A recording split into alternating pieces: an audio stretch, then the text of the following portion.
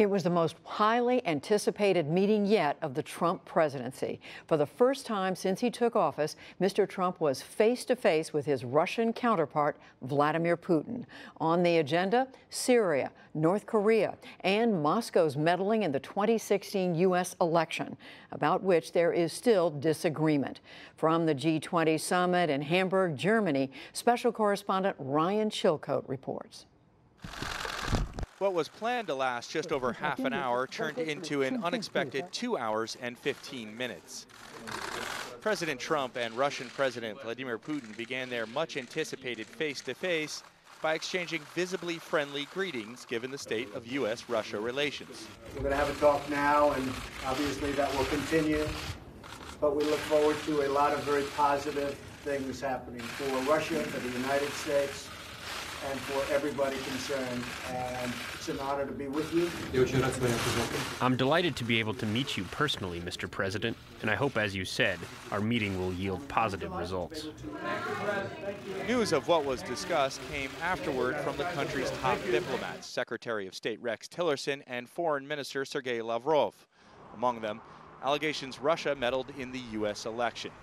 In an audio-only briefing, Tillerson said Mr. Trump brought up the issue at the outset and said the pair had a robust and lengthy discussion.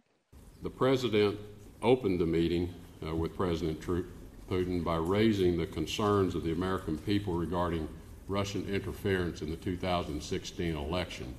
The two leaders agreed, though, that this is a substantial hindrance in the ability of us to move the Russian-U.S. relationship forward, and agreed to exchange further work regarding commitments of non-interference in the affairs of the United States and our democratic process, as well as those of other countries. Tillerson added Putin denied any involvement. The Russian foreign minister offered his own account. President Trump said that the campaign is already taking on a rather strange character because during the many months that these accusations have been aired, there hasn't been a single fact. President Trump has said he's heard President Putin's definitive statements that that is not true and that the Russian leadership did not intervene in the election, and that he accepts those statements. Yesterday, Mr. Trump conceded Russia likely played a role but stopped short of blaming them solely for the election hack. Tillerson today said the Russians asked for proof of interference, but stressed both leaders agreed it's best to move on. The president's rightly focused on how do we move forward from what may be simply an intractable disagreement at this point. And I think the relationship, and the president made this clear as well, is too important. And it's too important to not find a way to move forward, not dismissing the issue in any way. The two leaders also discussed a ceasefire plan in place for southwestern Syria. I think this is our first indication of the U.S. and Russia being able to work together in Syria, and as a result of that, we had a very lengthy discussion regarding other areas in Syria that we can continue to work together on to de-escalate the areas. Tillerson, though, reiterated the U.S. position that Syrian President Bashar al-Assad must eventually go, something Russia has publicly opposed. All the while, outside today's summit, there was no let-up in massive demonstrations. Clashes between protesters and police engulfed Germany's second-largest city. Police again resorted to water cannons and tear gas to disperse crowds, and scores were arrested. German officials say more than 100 police officers have been injured. Meanwhile, everyone here inside the G20 Conference Center, and by that I mean not just journalists, but a lot of the G20 delegations as well, are focused on trying to find out as much as they possibly can about what actually was discussed behind closed doors between the presidents of the United States and Russia. Judy?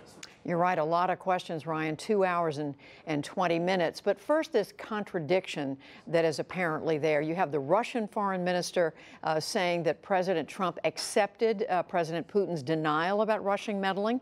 And then, as we just heard, Secretary of State Rex Tillerson is saying they're intractably in disagreement. So how do we read this?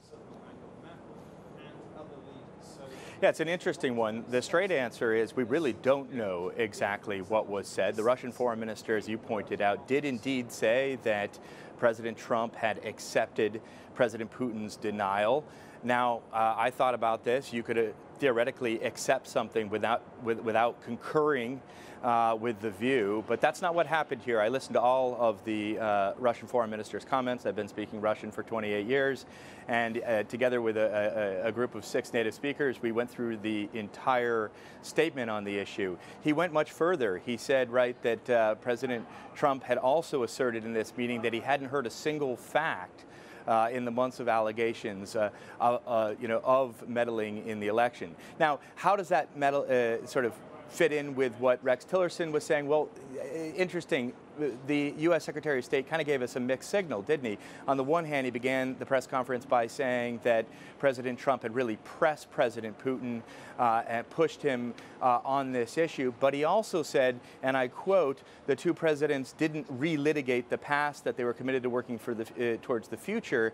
And it was the U.S.'s position the best way to do that was to try in the future to win some kind of guarantee, some kind of commitment in writing from the Russians that they would not interfere in the future in U.S. Domestic policy or elections. So let me turn you to Syria. After the meeting, it was announced that the two countries have agreed on a ceasefire for a part of Syria and that ongoing civil war. What do we know about the details of that? So what we know is that both the United States and Russia have been discussing this for some time.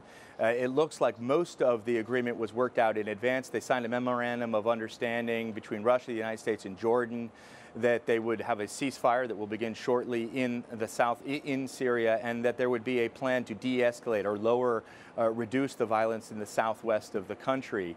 The Secretary of State did say that there were still a couple more meetings that were necessary, maybe another week, to work out the details of who would actually be providing the security on the ground. And I would point out that, remember, it's not just Russia and the United States that have forces in Syria. Iran does as well, so it'll be interesting to see how they fit into this agreement. And I would also point out that we have had four ceasefire agreements before this. Right. True. Ryan, finally, so many journalists there and others watching this meeting today between the Russian and the U.S. president. What are people taking away? What did you take away from this? I mean, in terms of how they addressed, how they looked when they were together, what they said? Look, the body language was warm. There's no doubt, there's no questioning that. You could really see that.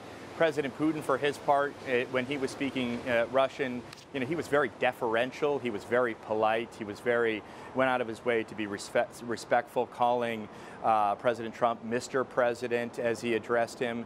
And then we heard from Rex Tillerson say that their chemistry was very positive, that they almost immediately took to one another. And interestingly, I thought, he also added that no one could stop the meeting, that several aides peeked in through the door to try and break up the meeting, and at one point they even sent Melania Trump into the meeting to try and break it up, and that she too failed, and that the two presidents, despite everyone else's wishes, went on talking for another hour because they so enjoyed the conversation. Fascinating that they ignored the First Lady's efforts to get it to stop. All right, Ryan Chilcote reporting for us from Hamburg, Germany. Thank you.